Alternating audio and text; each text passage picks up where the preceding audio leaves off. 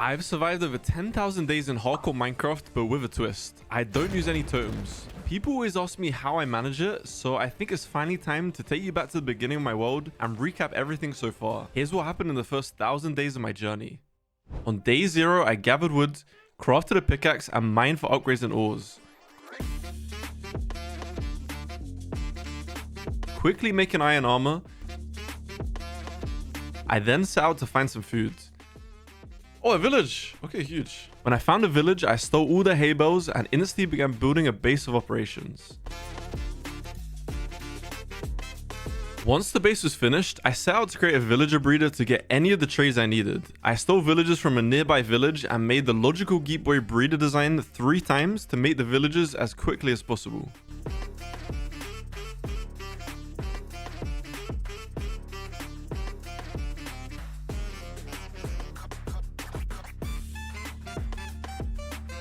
After I got all the villagers into the farm, I built an underground tube to guide the babies into a safe area. Using a minecart, I can now easily move them for trading.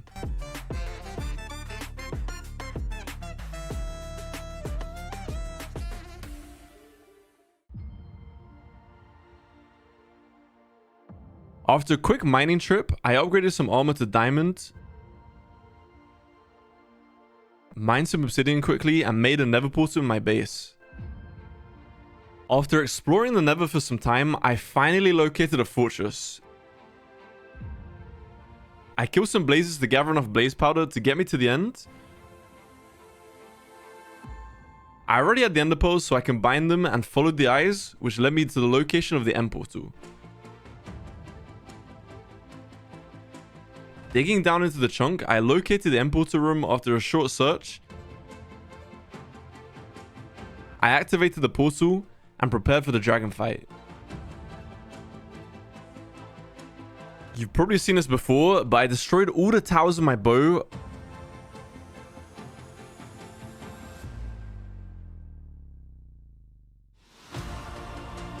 Afterwards, I locked onto the dragon using both my bow and axe, bringing it down to low health before delivering the final blow with an arrow.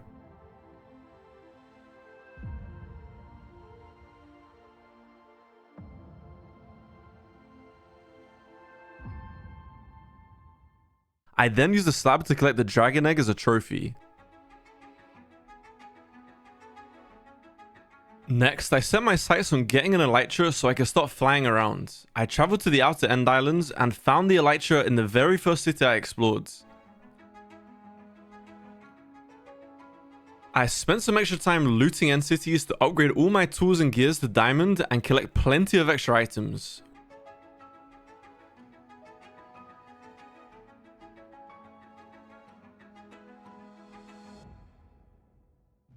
When I got home, I dedicated days to trading with the villagers to get the best enchantments for every piece of armor and tools.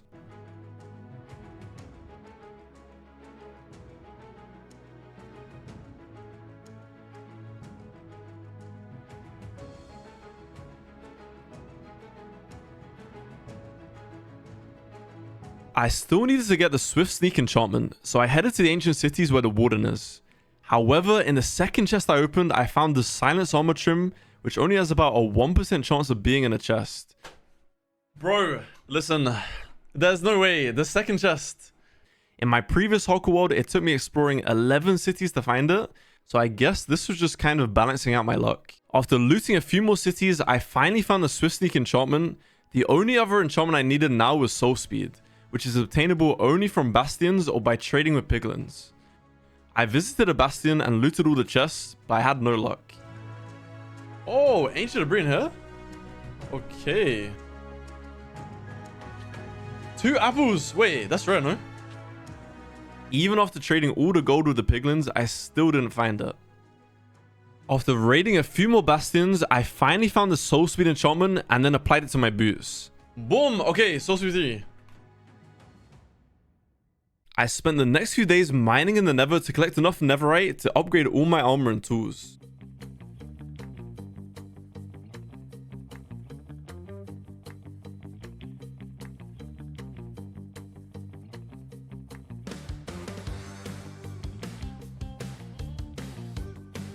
With my gear now fully upgraded, I still needed a way to gather XP to repair everything. So I decided it was time to build an Enderman farm.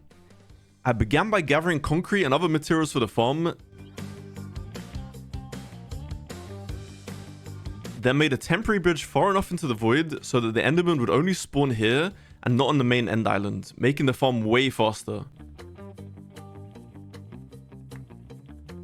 First, I built the killing tube where the Enderman would fall down and take enough damage to be left at 1 health, and still made sure this was well decorated as well.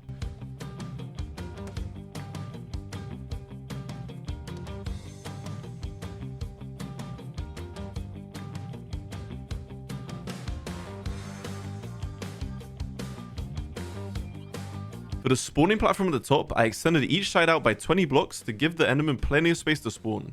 I connected the sections in a circular pattern just for some style points, not for any efficiency reason. Then I filled in the remaining blocks to maximize the Enderman spawn area and placed torches to prevent spawning while I continued to build. The next step involved throwing enough ender pearls to spawn an endermite.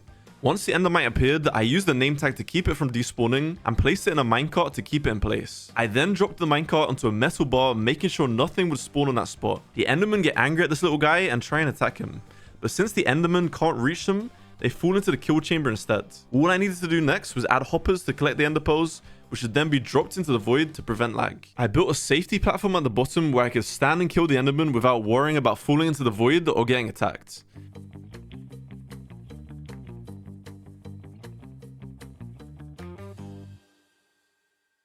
Since Endermen are 3 blocks tall, I added trapdoors to the ceiling for decoration and to prevent them from fitting into this area. I also placed waterlogged leaves on top because Endermen can't teleport to areas with any water. With these features, the Enderman farm was now complete.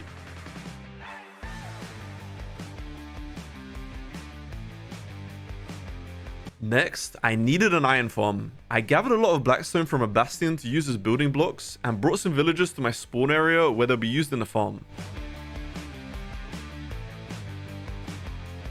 Using TetraDB's iron farm as a guide, I marked out the first platform and added a tube in the middle to funnel all the golems.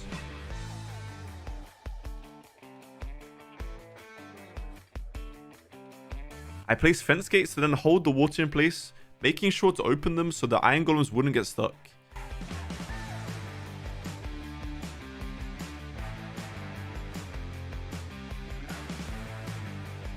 Then I placed a water bucket in each of the 4 corners.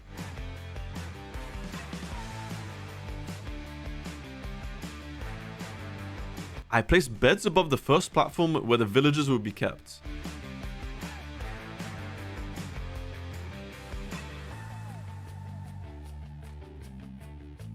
I built another platform just like the one below, but this time I used glass in the middle so iron golems wouldn't spawn there. I opened all the gates again and added water to bring the golems to the center. Using a minecart, I brought up 3 villagers to each corner, matching 1 villager to each bed. This didn't go perfectly and I lost a few villagers, but it's fine because I had an endless supply anyway.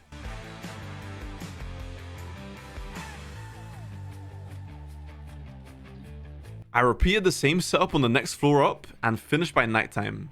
To complete this farm, I needed some zombies to scare the villagers into spawning iron golems. That's basically how the farm works.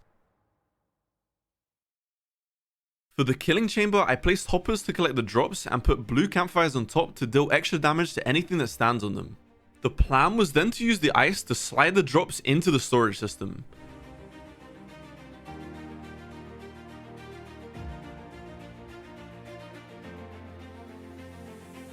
I surrounded the area with glass to keep the water in place and added some redstone to make the droppers push the items into the water stream.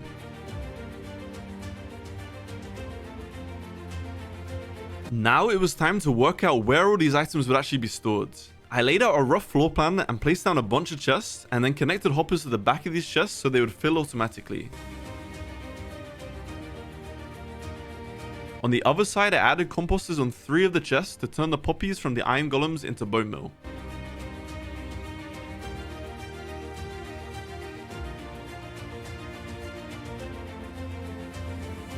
Next, I set up the basic redstone item sorters to separate the iron drops from the poppies. Then I connected all the water tubes to let the items flow over the hoppers.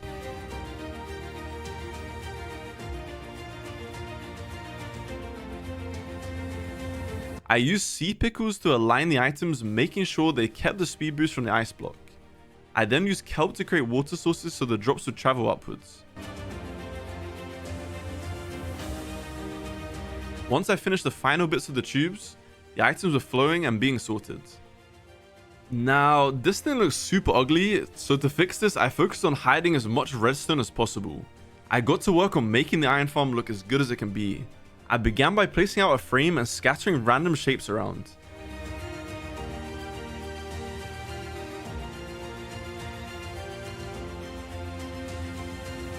Then I filled in behind with a basic background.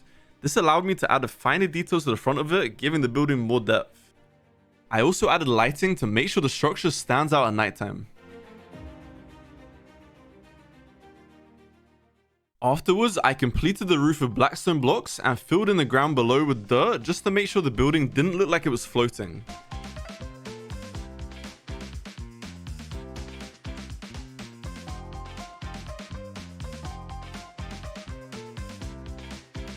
I completed the final side, and with that, the storage was hidden away.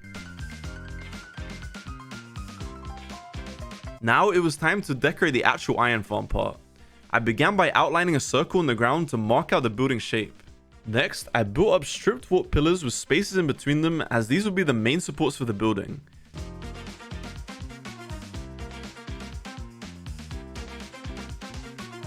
Trying out multiple patterns, I found one that I was happy with. I continued this pattern up one side of the building first, just to make sure it looked good. Holy wait, this is gonna be sick actually. Okay. I then used the same design on the other three sides, making sure to blend it into the roof of the storage area. Then I connected the sides by adding the supports in the corners and filling in the gaps with basalt. That is good though. Alright, that's good progress. When I ran out of warp trees, I took a quick break to go to the nether and farm some up.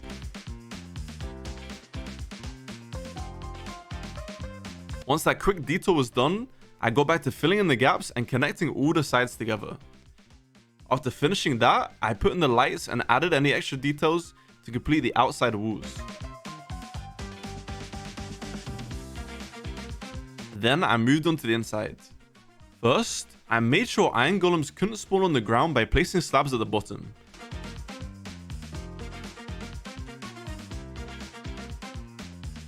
I did the same thing for the roof, using double slabs to stop iron golems from spawning up there as well.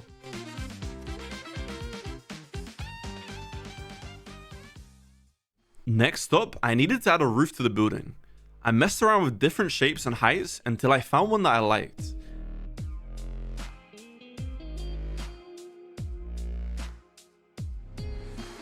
Then I connected both of the sides at one corner to make sure it looked good. With all my builds, I always build them straight into survival mode, so building one corner first lets me test things out before committing fully. This way I don't waste time and have to tear down loads of extra work. Fortunately, the corner looked great, so I finished off the rest of the roof. With that, the iron farm is now complete.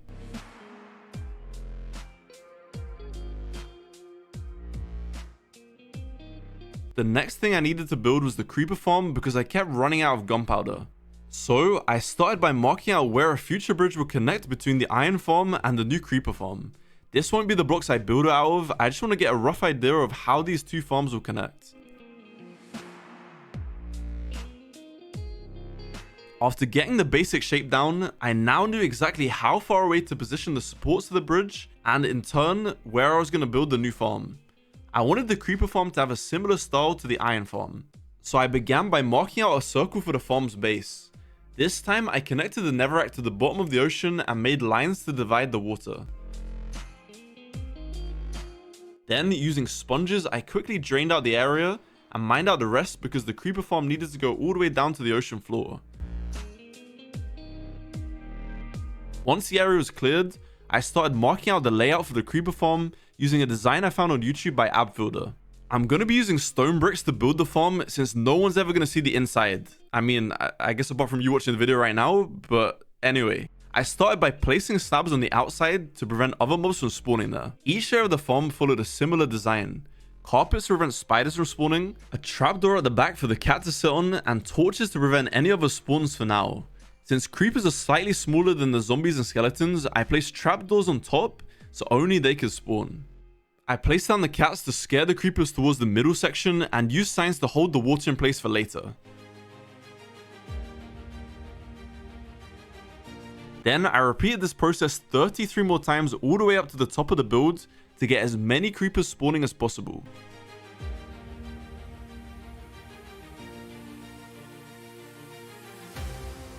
The next step was building the area where the creepers would be killed.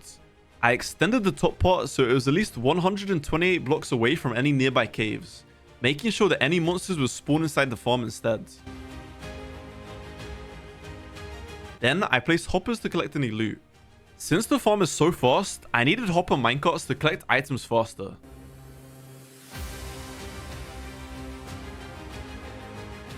I used pistons to push down glass to hold the minecarts in place and prevent them from being knocked around.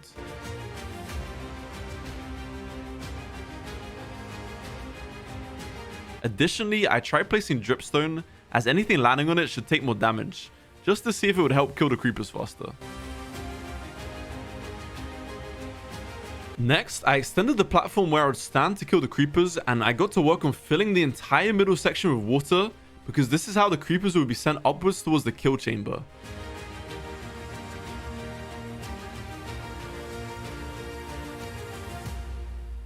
As I worked, I constantly checked around me to double check no creepers had spawned already. I definitely didn't want my hardcore world to end this way. I used kelp to make sure every bit of water became a source block rather than just flowing water. These iron bars help prevent the creepers from getting stuck on the corners. And at the top, I used signs to hold the water and ensured that all the water directed the creepers into the kill area. I made sure to remove the temporary blocks, otherwise there'd be hundreds of creepers getting stuck here. After putting a roof on to prevent it from becoming a creeper launcher, all I had to do now was remove the torches from each level and replace the blocks with soul sand at the bottom to create a bubble column to send the creepers up. If I ever accidentally stand in this water, I'm 100% going to lose my hardcore world because I'd just be surrounded by all these creepers. But with that, the creeper farm is functional, it just needs some decoration. Since I plan to build a bridge between the iron farm and here, I decided to use the same design as before.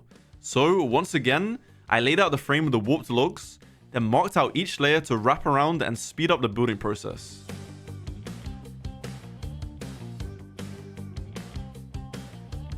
I took another quick break to gather more trees. When I returned, I took a moment to admire the build so far with the shaders on. Like this? It's nice for like showing off builds. However, I didn't want to waste any time, so I quickly resumed building up all the pillars to the top of the building, making sure they covered the entirety of the creeper farm. On this build, since it went underwater as well, I had to extend the design downwards.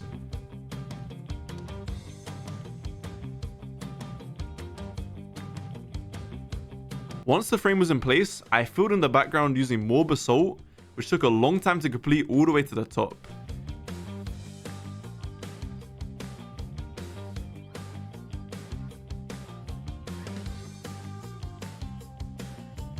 Next, I added the finer details, things like the walls and lighting in front of the background. Since the underwater part would wash away the end rods, I swapped in white glass panes to replace them.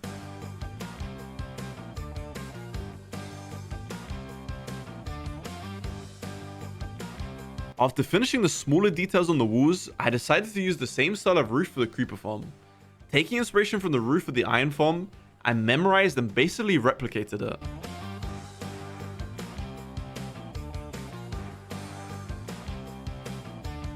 The outside was now completed and it was time to tackle the inside.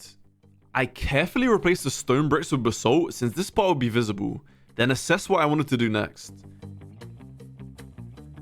The first task was to create a path leading to the storage area. I began by marking out the area for the water elevators and extending the floor space to allow for enough breathing room.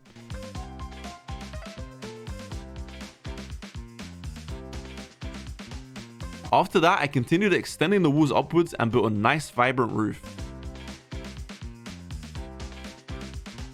I then added lighting in the corners and used trapdoors to keep the water in place while adding color to this grey build.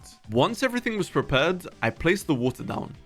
With that, the water elevator was ready, allowing me to move up and down to the next level easily. To begin the next level, I expanded some windows on each side to bring in more natural light and started planning where the floor would wrap around the build.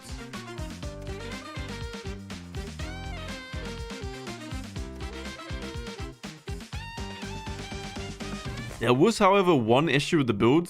The creeper farm was slightly off center. I fixed this by shifting the glass to the side. It won't cause any problems, but now that you know about it, you'll probably notice it every time you see this build. Anyway, I marked out where the walls would be placed and designated a section next to the window for a sugarcane farm below. Having it this close allows me to load the sugarcane farm while I'm farming gunpowder, which means I can craft as many firework rockets without the worry of running out of paper. I started by marking out where the collection rails would go. The minecart will move along this to pick up the sugarcane.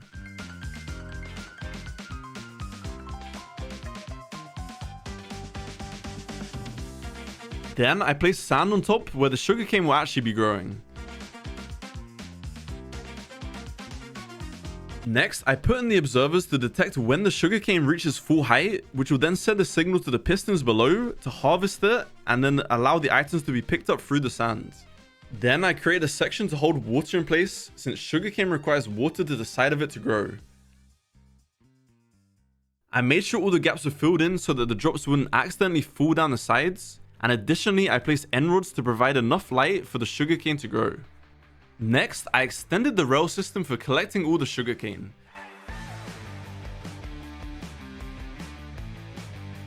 I placed the hopper at the end and did some redstone to make the minecart stop and unload all the items. Then I repeated the process for 7 more layers below just to maximize the sugarcane production. And after I put a chest down, we could see that the farm was working. I went back to building up the main area. Using trapdoors again to hold the water in place, this would be the elevator to the killing chamber of the farm. I then matched the roof with the flooring of the build below so that each part of the level would have the exact same headspace, and then added some end rods to complete the section. I marked where the water elevator would go to reach the next level. This was a longer section, so I hid some lighting inside of the tube just using glass and end rods.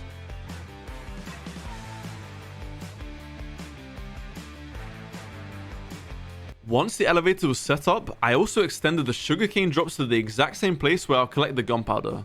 Next, I carefully changed some blocks in the creeper kill chamber and marked out where the floor would be. Since the creeper farm was off center, I extended the blocks on one side to fix it. Now, everything should be aligned properly. I connected the flooring to the windows on this level to allow easy access to the creeper kill chamber by flying in and out. Since there wasn't much space, I improvised the wall pattern and added a curved ceiling over the top.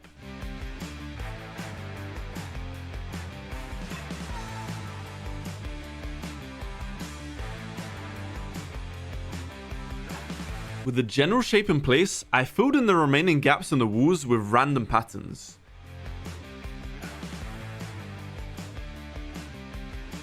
Next, I needed a lower section to access all the chests with the loot, so I made a staircase downwards, making sure to cover all of the walls.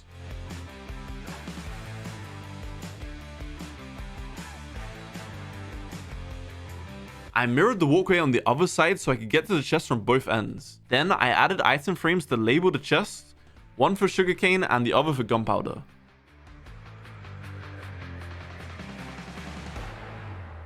With the creeper farm finished, I moved on to connecting the bridge. I used netherrack as a marker for where to build.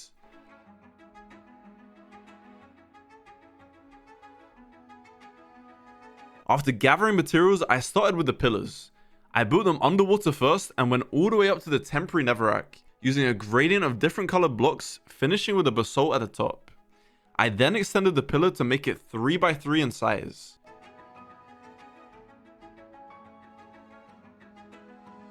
With the first pillar done, I had a clearer idea of how I wanted to connect everything else.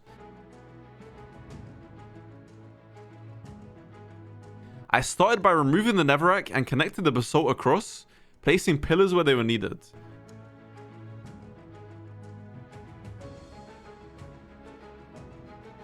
Then I used the netherrack to mark where the gradient changes on each pillar so the colors would shift at the exact same point.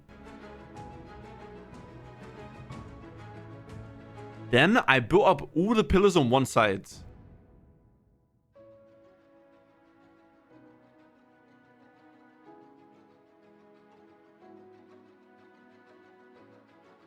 After finishing that, I mirrored the pillars on the other side to make sure the bridge had enough support.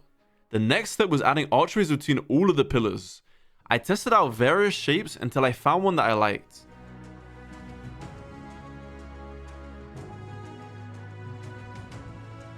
This design was then copied underneath each part of the bridge. Next, I filled in all the blocks from the iron farm to the creeper farm, creating a nice walkway between the two. I then went underneath and connected all the archways together to get rid of the gap in between.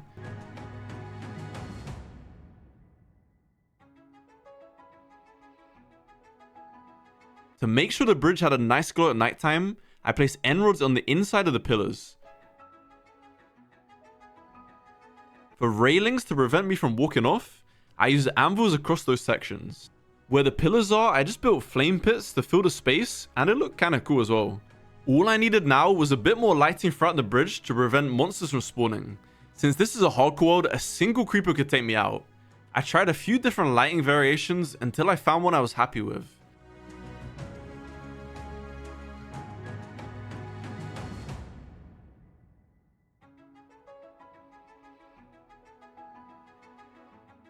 After building them across, the bridge was finally complete.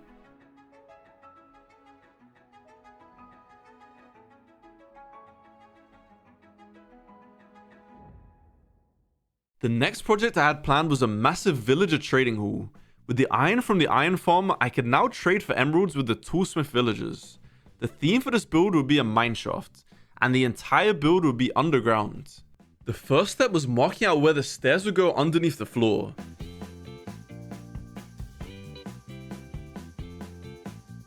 I then outlined the shape for the central mineshaft on top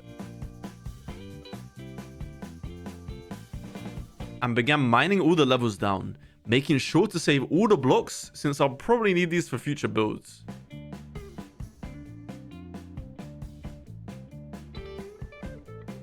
It didn't take long to run out of storage space, so I had to expand downwards at my base.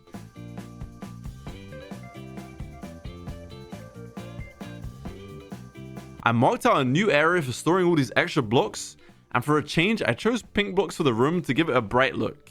This storage room didn't need to be fancy, just functional, because I'll probably upgrade this soon. I filled every gap in the room with chests, and hopefully that'll be enough for now. I then got back to mining out the middle of the hole. After a while I hit deep state. Before going any further, I made sure to mark out where the villagers would be placed. I mined out the whole section to get a better idea of the shape of the builds.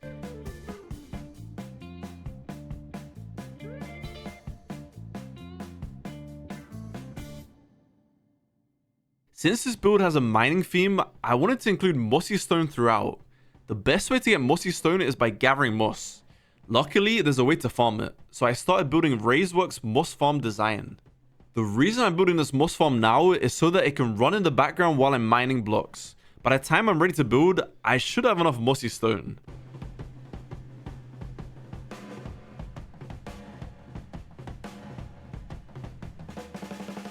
Here's how the moss farm works. The moss in the middle gets bone mealed, spreading to the stone underneath.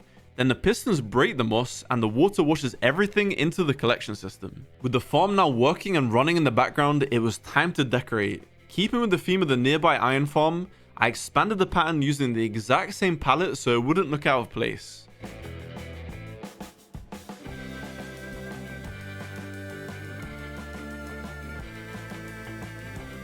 With the moss farm now added on, I could get back to the villager trading hall. I started by planning how the entrance staircase would look.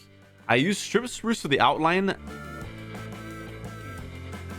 and mixed in some mossy stairs for the floor.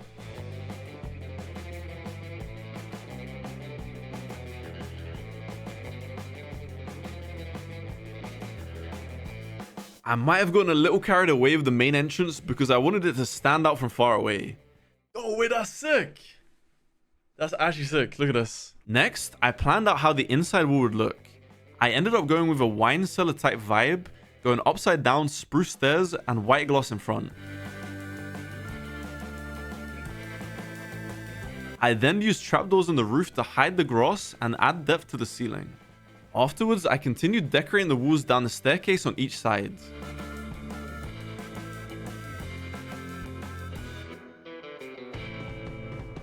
Once I had the staircases ready, it was time to work on the main area where the villagers would be chilling.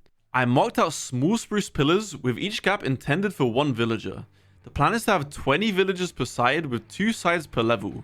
Eventually reaching 3 levels, I should have a total of 120 traders. I put together a design for the large housing area and made sure they stretched all the way to the ceiling so there was no escape routes. I placed glass in between each villager so they could see each other, and honey blocks on the ground to prevent them from jumping over the blocks in front of them. Just for their own safety, not because I'm trapping them. Using minecarts, I transported them into their designated areas using the villager breeder I had made earlier in the video.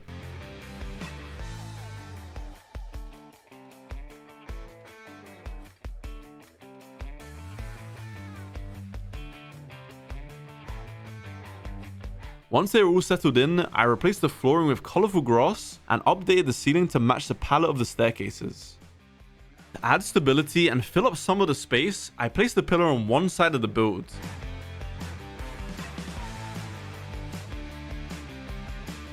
After completing the entire level, I fixed the middle section of the hole using stairs instead of full blocks to give the walls more depth and make it a little bit tidier.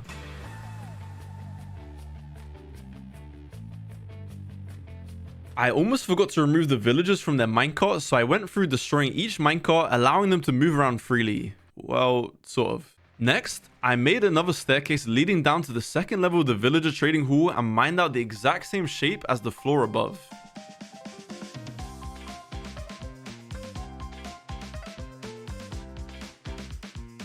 After that, I built all the villager houses and transported more villagers down using minecarts. Once all the villagers were in their designated areas, I added the final touches to this level, copying the design from above.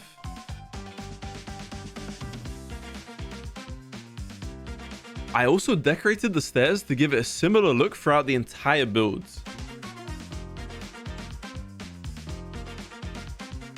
I continued with building the final level of traders, which is now at deep state level. Mining out all the blocks took way longer, but I locked in and got it removed, and then built pretty much the same design. This time I opted for path blocks for the floor and used deep state blocks for the ceiling instead.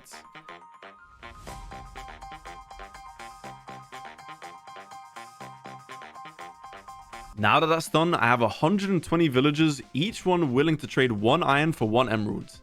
With a bit of time and effort, I basically have unlimited emeralds. As for the rest of the hole, I still had plans to fill the entire space.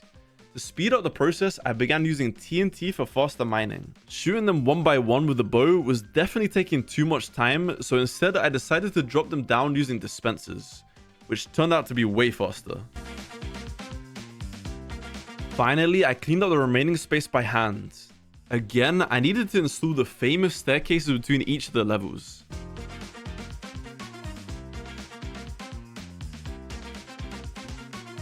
After spending ages mining, I finally cleared out enough space.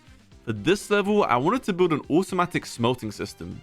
Using Ilmango's design, I put together all the redstone and made the system so I could simply throw items in and it would be automatically smelted. Once I finished placing the final hoppers, the smelting system should now be functional.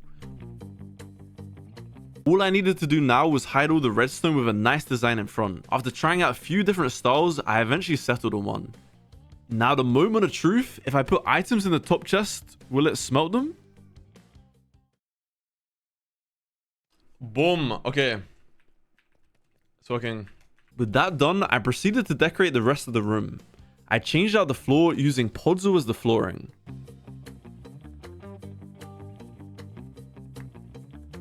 On the other side, I filled the space with a lot of chests since I had already nearly filled the extra storage in the main base. This completed another floor. However, I still had space underneath, which I thought would be rude not to put something down there. I built one final staircase downwards to connect all the floors together and fully decorated it. For this floor, I wanted it to be a little bit different while still fitting the mining theme. I decided to make this area a strip mine. I spent hours slowly mining through all the deep slate. Once done, I marked out an area for the viewing platform and then placed blocks on the ground to show where the dispensers would be positioned above them.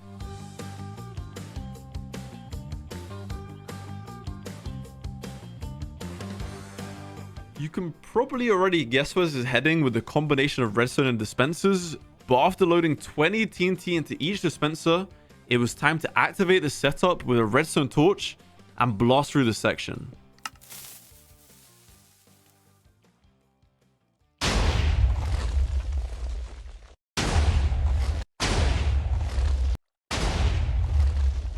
I then removed the remaining parts of the pickaxe and filled the floor back in to keep the section tidy.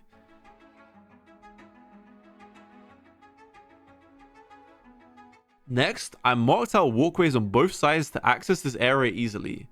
Afterwards, I made indents in the walls where each strip mine would be, leaving different levels so if I ever need to find diamonds, I can use this.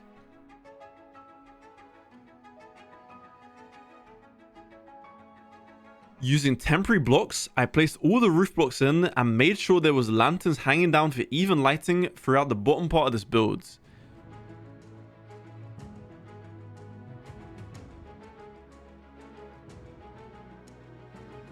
With the ceiling completed, I focused on the floor using moss blocks this time. Once the floor was done, the only remaining task was to work on the walls of this area. I used spruce logs as supports around the build and went for mud brick walls on the curved parts just to make it less thick.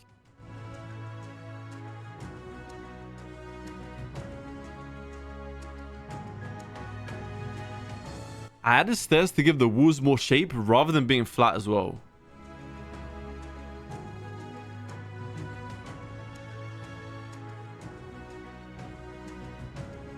After adding some final touches, including ladders for accessing each level of the mine system and torches hidden underneath moss carpets, the build was fully complete with all the levels.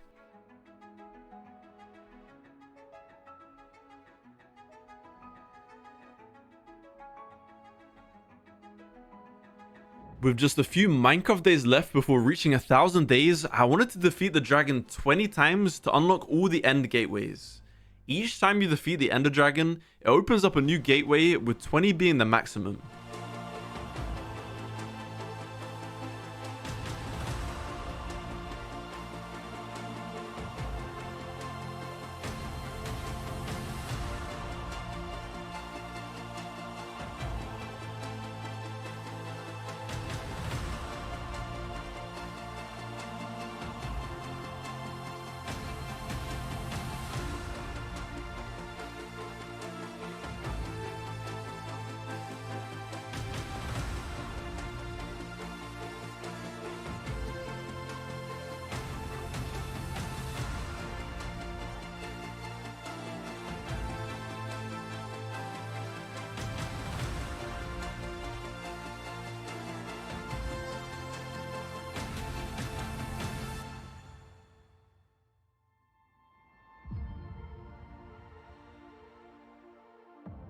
As I started to mine down the end pillar towers to collect obsidian for my next project, I had reached 1,000 days of this hardcore world without using any totems. In a minute, it's gonna update. 1,000. Wait. Boom. Finally. Oh, I can chill. We're in the 4 digits. That's just clean.